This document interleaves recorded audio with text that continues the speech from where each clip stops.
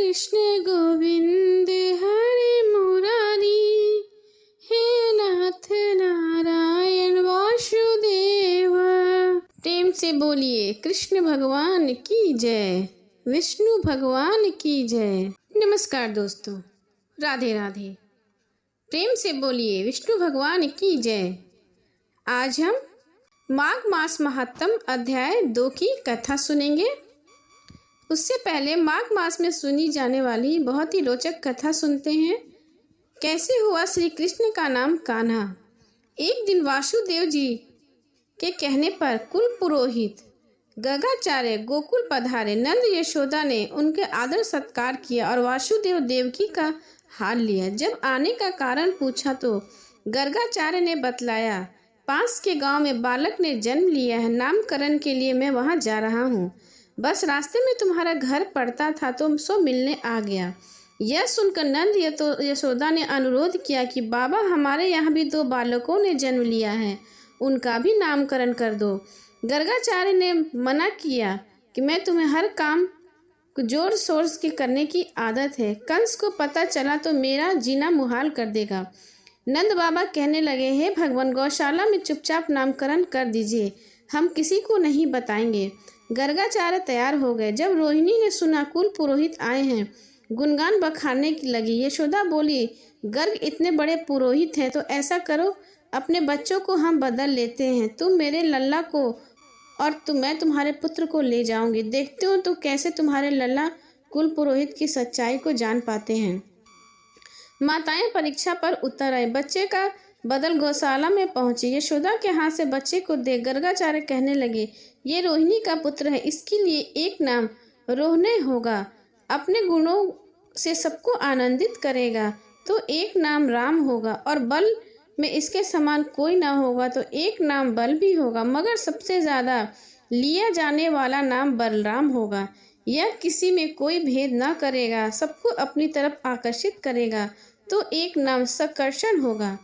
अब जैसे ही रोहिणी की गोद से बालक को देखा तो गर्गाचार्य मोहिनी मूर्तियां में खो गए। अपनी सारी सुधि भूलकर खुली आंखों से प्रेम समाधि में लग गए। गर्गाचार्य ना तो बोलते थे ना ही हिलते थे। ना जाने इस तरह कितने पल निकल गए। यह देखकर बाबा यशोदा और नंद बाबा घबरा गए और हिलाकर बाबा को पूछने लगे, बाबा क्या हुआ? बालक का नामकरण करने आए हो, क्या भूल गए हो? यह सुन गर्गाचार्य होश में आए और एकदम बोल पड़े, नंद, तुम्हारा बालक कोई साधारण इंसान नहीं है। यह कहते हुए जैसे उन्होंने उंगली उठाई तभी कान्हा ने आंख दिखाई। कहने वाले गर्गाचार्य की यह तो साक्षात भगवान है। तभी कान्हा ने आंखों ही आंखों में गर्गाचार्य को धमकाया, बाबा मेरे भेद न खोलना, मैं जानता हूँ बाबा यह दुनिया भगवान का क्या करती है, उसे पूज कर अलमारी में बंद कर देती है, और मैं अलमारी में बंद होने नहीं आया हूँ, मैं तो माखन मिश्री खाने आया हूँ, माँ की ममता में खुद को भिगोने आया हूँ। अगर आप भेद बतला दिया तो हर हाल में मेरी ये लोग पूजा करने लगेंगे। मगर गर्गाचार्य मान नहीं पाए। जैसे ही दोबारा बोले, यह तो साक्षात, तभी कान्हा ने फिर धमकाया, बाबा मान जाओ, नहीं तो जुबान नहीं रुक जाएगी और उंगली उठी रह जाएगी। यह सारा खेल आंखों ही आंखों में हो रहा था। पास में बैठे नंद यशोदा को कुछ पता नहीं चला। अब गर्गाचार्य बोल उठे, आपस में इस बेटे का नाम अनेक होंगे, जैसे कर्म करता जाएगा वैसे नए नाम होते जाएंगे, लेकिन क्योंकि इसने इस बार काला रंग पाया है इसलिए इसका नाम कृष्ण होगा। इससे पहले यह कई रंगों में आया है। मैया बोली, बाबा यह कैसा नाम बताया है? इससे बोलने में तो मेरी जीभ ने भी चक्कर खाया है, कोई आसान सा नाम बतला देना। तब गर्गाचार्य कहने लगा, मैया तुम इसे कन्हैया, कान्हा, किशन या कृष्णा कह लेना। यह सुन मैया मुस्कुरा उठी और सारी उम्र कान्हा कहकर कृष्ण को बुलाती रही। इस तरह से कृष्ण भगवान का नाम कान्हा पड़ा। प्रेम से बोले कृष्ण भगवान की जय। अब हम सुनते हैं दूसरे अध्याय की कथा।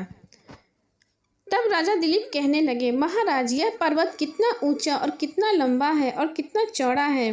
तब वशिष्ठ जी कहने लगे, 36 योजन ऊंचा ऊपर चोटी, यह 10 योजन चौड़ा और नीचे 16 योजन चौड़ा है, जो हरी चंदन, आम, मदार, देवदारू और अर्जुन के वृक्षों से सुशोभित है।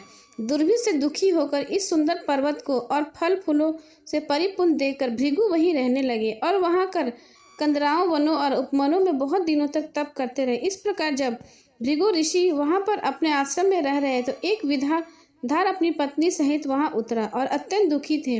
उन्होंने भृगु ऋषि को प्रणाम किया और ऋषि ने बड़े मीठे स्वर में उनसे कहा कि हे विद्याधर, तुम बड़े दुखी दिखाई देते हो, इसका क्या कारण है? तब विद्याधर कहने लगा कि हे महाराज, पुण्य के फल को पाकर, स्वर्ग पाकर तथा देवतुल्य शरीर पाकर भी मेरा मुख व्याघ्र जैसा है। यही कारण है मेरे दुख का और अशांति का कारण न जाने किस पाप का फल है। मेरे चित्त की व्याकुलता और दूसरा कारण भी सुनिए।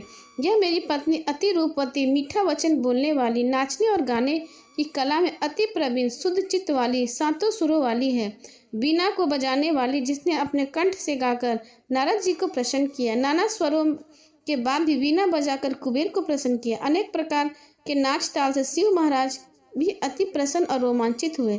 शील, उदारता, रूप तथा यौवन में स्वर्ग की कोई अप्सरा भी इस जैसी नहीं। कहाँ ऐसी चंद्रमुखी स्त्री और कहाँ मैं व्याघ्र मुख वाला, यही चिंता सदैव मेरे हृदय को जलाती है। विद्याधर के ऐसे वचन सुनकर तीनों लोगों की भूत, भविष्य और वर्तमान की बातें जानने वाले तथा दिव्य दृष्टि वाले ऋषि कहने लगे, हे विद्याधर, कर्म के विचित्र फल का प्राप्त हो जाता है। मक्खी के पैर जितना विष भी प्राण लेने वाले हो जाते हैं। छोटे छोटे पापों का फल भी अत्यंत दुखदायी हो जाता है। तुमने माघ मास के एकादशी व्रत करके द्वादशी के आने तक शरीर में तेल लगाया, इसी पाप के कर्म से व्याघ्र हुए। एकादशी के दिन उपवास करके द्वादशी को तेल लगाने से राजा कुरूप ने भी कुरूप शरीर पाया था। तब वह अपने कुरूप शरीर को देखकर दुखी होकर हिमाचल पर्वत पर देव सरोवर के किनारे गया। प्रीतिपूर्वक शुद्ध स्नान कर कुत्सा के आसन पर बैठकर भगवान कमल नेत्र वाले, पीताम्बर पहने, वनमाला धारण किए विष्णु का चिंतन करते हुए पुरुरवा ने 3 मास तक निराहार रहकर भगवान का चिंतन किया। इस प्रकार 7 के जन्मों में प्रसन्न होने वाले भगवान राजा के 3 महीने के तप से ही अति प्रसन्न हो गए और माघ के शुक्ल पक्ष की एकादशी को ही प्रसन्न होकर भगवान ने अपने संग के जल से राजा को पवित्र किया। भगवान ने उसके तेल लगाने की बात याद दिलाकर सुंदर देवताओं का सा रूप दिया, जिसको देखकर उर्वशी भी उसको चाहने लगी और राजा स्वीकृत होकर अपनी पुरी को चला गया। भृगु ऋषि कहने लगे, हे विद्याधर, इसलिए तुम दुखी क्यों होते हो? यदि तुम अपना यह राक्षसी रूप छोड़ना चाहते हो तो मेरा कहना मानकर जल्दी ही पापों को नष्ट करने वाली हेमकूट नदी में माघ में स्नान करो, जहाँ ऋषि सिद्ध देवता निवास करते हैं। अब मैं इसकी विधि बतलाता हूँ। तुम्हारे भाग्य से माघ मास आज से 5वें दिन ही आने वाला है। पौष शुक्ल एकादशी से इस व्रत को आरंभ करो। भूमि में सोना, जितेंद्र रहकर दिन में 3 समय स्नान करके महीना भर तक निराहार रहो। सब भोगों का त्याग कर तीनों समय शिव जी स्रोत और मंत्रों से पूजन करो तो तुम्हारे मुख कामदेव के समान हो जाएगा और देवता भी तुम्हारे मुख देखकर चकित हो जाएंगे और तुम अपनी पत्नी के साथ सुखपूर्वक क्रीड़ा करोगे। माघ मास के प्रभाव को जानकर सदा माघ में स्नान करो। पाप और दरिद्रता से बचने के लिए मनुष्य को सदा यत्न से माघ मास का स्नान करना चाहिए। यह स्नान सदा सब दानों और यज्ञों के फल के बराबर फल देता है और पापों का क्षय होता है। वशिष्ठ जी कहते हैं, हे राजा, दिलीप की यह कथा भृगु जी ने विद्याधर को सुनाई। माघ स्नान योगों से भी बढ़कर यज्ञ तथा यज्ञों से बढ़कर गर्जना करता है। पुष्कर, कुरुक्षेत्र, ब्रह्मवर्त, काशी, प्रयाग तथा गंगा सागर जैसे संगमों से मनुष्य को जो फल 10 वर्ष में मिलता, उतना ही फल माघ मास में स्नान करने से 3 दिन में मनुष्य को मिलता है। इसमें कोई संशय नहीं। चिरकाल तक स्वर्ग में रहने की इच्छा करने वाले मनुष्य को सदा यत्न से माघ स्नान करना चाहिए। आयु, आरोग्य, धन, रूप, कल्याण और गुण प्राप्त करने वालों को माघ का स्नान कभी नहीं छोड़ना चाहिए, सदा सुख पाता है। वशिष्ठ जी कहते हैं, हे दिलीप, भृगु जी के यह वचन सुनकर वह विद्याधर अपनी स्त्री सहित उसी स्थान पर पर्वत के झरने में माघ मास का स्नान करता रहा और उसके प्रभाव से उसका मुख देव के समान हो गया। वह प्राणी गृह पर्वत पर आनंद से रहने लगा और भृगु जी के नियम की समाप्ति पर शिष्यों सहित ईवा नदी के तट पर आ गए। श्री वशिष्ठ जी कहने लगे, हे राजन, अब मैं माघ माह के महात्म को कहता हूँ, जो कार्तिवीर से पूछने पर दत्तात्रेय जी ने कहा था। जिस समय साक्षात विष्णु के रूप में दत्तात्रेय जी सत्यवत पर्वत पर रहते थे, तब महिष्मति के राजा सहस्त्र अर्जुन ने उनसे पूछा कि हे योगी, मेरे श्रेष्ठ दत्ताश्री जी, मैंने सब धर्म सुने और आप कृपा करके मुझे माघ मास का महात्म कहिए। तब दत्तात्रेय जी बोले, जो नारद जी से ब्रह्मा जी ने कहा था वही माघ मास का महत्व मैं तुमसे कहता हूँ। इस कर्म भूमि भारत में जन्म लेकर जिसने माघ स्नान नहीं किया उसका जन्म निष्फल है।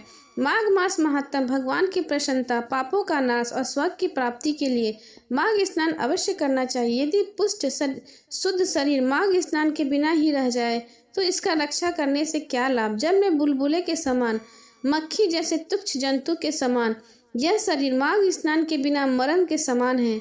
विष्णु भगवान की पूजा न करने वाला ब्राह्मण, बिना दक्षिणा के श्राद्ध, ब्राह्मण रहित क्षेत्र, आचार रहित कुल, ये सब नाश के बराबर हैं। गर्भ के धाम का, क्रोध के तप का, गर्जनों की सेवा न करके स्त्री तथा ब्रह्मचारी बिना जली अग्नि के हवन और बिना साक्षी के मुक्ति का नाश हो जाता है। जीविका के लिए कहने वाली कथा, अपने ही लिए बनाए हुए भोजन की क्रिया, शूद्र से भिक्षा लेकर किया हुआ यज्ञ तथा कंजूस का धन, यह सब नाश के कारण है। बिना अभ्यास और आलस्य वाली विद्या, असत्यवाणी, विरोध करने वाला राजा, जीविका के लिए तीर्थ यात्रा, जीविका के लिए व्रत, संदेह युक्त मंत्र का जप, व्यग्र चित्त होकर जप करना, वेद न जानने वाले को दान देना, संसार में नास्तिक मत ग्रहण करना, श्रद्धा बिना धार्मिक क्रिया, यह सब व्यर्थ है। और जिस तरह दरिद्री का जीवन व्यर्थ है उसी तरह माघ स्नान के बिना मनुष्य के जीवन व्यर्थ है। इसके आगे दत्तात्रेय जी कहते हैं, ब्रह्मघाती, सोना चुराने वाला, मदिरा पीने वाला, गुरु पत्नी गामी और इन चारों की संगति करने वाला माघ स्नान से पवित्र हो जाता है। जल कहता है, सूर्योदय से पहले जो मुझे स्नान करता है मैं उसके बड़े से बड़े पापों को नष्ट करता हूँ। महापातक भी स्नान करने से भस्म हो जाता है। माघ मास के स्नान का जब समय आ जाता है तो पाप अपने नाश के भय से कांप जाते हैं। जैसे मेघों से युक्त होकर चंद्रमा प्रकाश करता है, वैसे श्रेष्ठ मनुष्य माघ स्नान करके प्रकाशमान होता है। ऐसा कहकर दत्तात्रेय जी वहां से अंतर्ध्यान हो गए और इसी तरह से माघ मास महात्म के दूसरे अध्याय की कथा समाप्त होती है। प्रेम से बोले विष्णु भगवान की जय।